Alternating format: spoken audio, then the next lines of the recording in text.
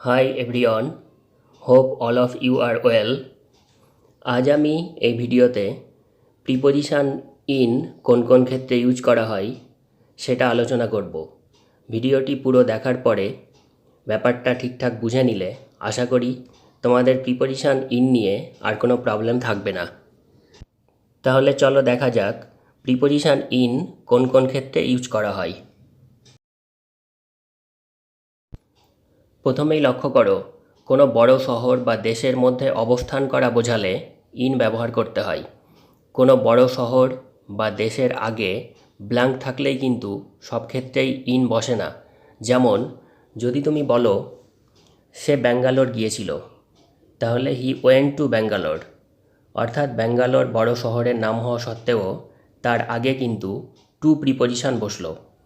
অথবা যদি তুমি বলো তিনি এইমাত্র ইংল্যান্ড থেকে ফিরলেন, he has just returned from England, তাহলে ইংল্যান্ড দেশের নাম হওয়া সত্ত্বেও তার আগে কিন্তু ফ্রম প্রিপোজিশন বসলো।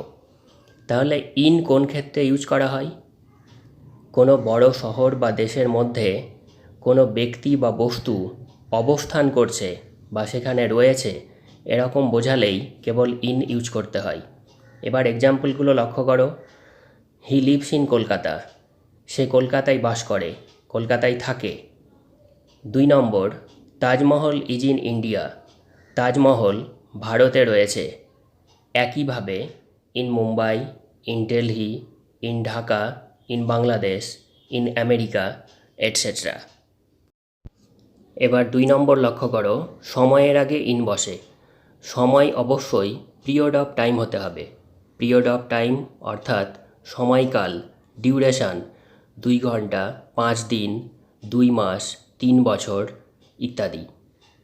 আবার পয়েন্ট অফ টাইম হলে কিন্তু তার আগে অ্যাট বসবে, যেমন at 5 PM, at 10 o'clock, etcetera. তাহলে পিরিয়ড অফ টাইমের আগে ইন বসে। এবার এক্সাম্পল লক্ষ্য করো, the man will return in a week, লোকটি 1 সপ্তাহের মধ্যে ফিরবেন। একইভাবে আরও example, in 2 hours, in 3 days, in 5 months, in 4 years, etcetera. টাইমের ক্ষেত্রে আরেকটা জিনিস তোমাদের মাথায় রাখতে হবে, দিন রাতের বিভিন্ন সময়গুলোর আগে কোন প্রিপোজিশন বসে।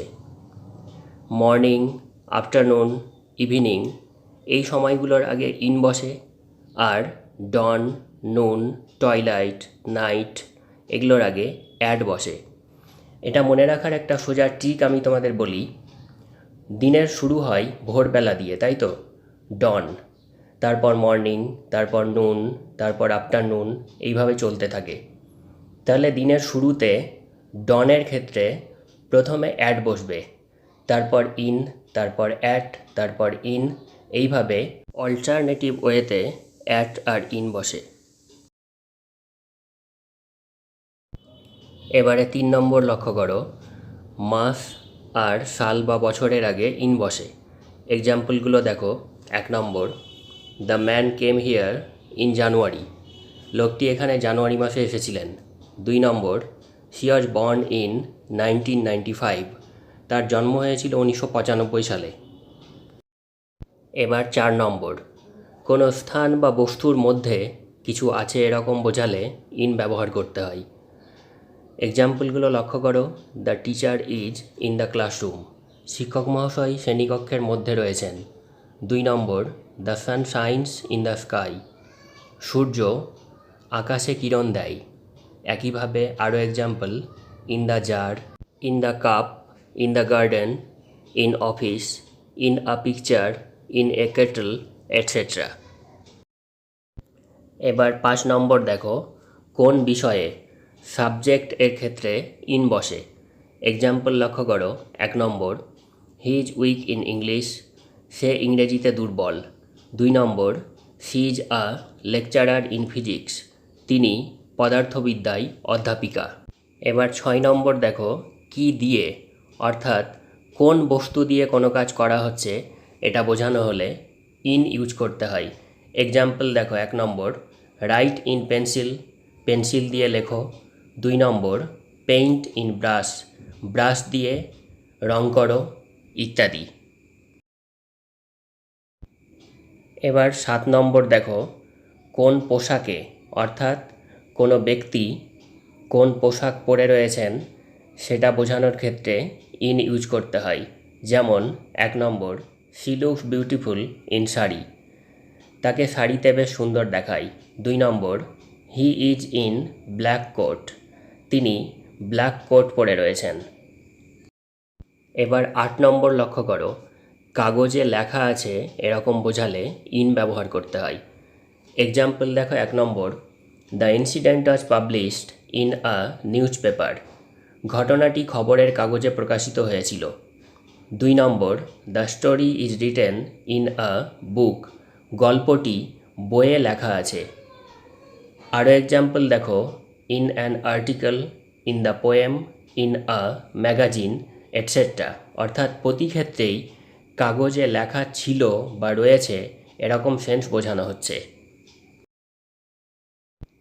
এবার 9 নম্বর, অবস্থা বা পরিস্থিতি বোঝাতে ইন ব্যবহার করতে হয়। অর্থাৎ কোনো ব্যক্তি বা বস্তু কী অবস্থায় বা কোন পরিস্থিতিতে রয়েছে সেটা বোঝানোর ক্ষেত্রে ইন ইউজ করতে হয়। এক্সাম্পল দেখো, 1 নম্বর, the man is in danger, লোকটি বিপদে রয়েছে। 2 নম্বর, শি ইজ ইন ডেট, সে ঋণগ্রস্ত অবস্থায় রয়েছে। আরও এক্সাম্পল লক্ষ্য করো, in hurry, in difficulty, in trouble, in test, in the sun, in the dark, in the rain, in presence or absence, in power, in good or bad health, in sorrow or grief, in cash or notes, in detail, in general, in fact, in arms, etcetera. এবার 10 নম্বর লক্ষ্য করো, পেশায় নিযুক্ত বোঝাতে in ব্যবহার করতে হয়। অর্থাৎ কোনো ব্যক্তি কোন পেশায় যুক্ত বা তিনি কী কাজ করেন সেটা বোঝানোর ক্ষেত্রে ইন ইউজ করতে হয়। এক্সাম্পল দেখো, 1 নম্বর, she is in the navy, সে নৌবাহিনীতে যুক্ত। 2 নম্বর, he is in the business, সে ব্যবসায় যুক্ত বা ব্যবসা করে। এবারে ফাইনালি 11 নম্বর দেখো, যে কোনো ঋতুর আগে ইন বসে। এক্সাম্পল দেখো, sometimes it rains in winter, কোনো কোনো সময় শীতকালেও বৃষ্টি হয়। একইভাবে আরও এক্সাম্পল দেখো, in summer, in autumn, in spring, in rainy season, etcetera. তাহলে এই হলো ইন প্রিপোজিশনের সম্পূর্ণ ব্যবহার। সবাই ভালো থেকো, সুস্থ থেকো, গুড বাই।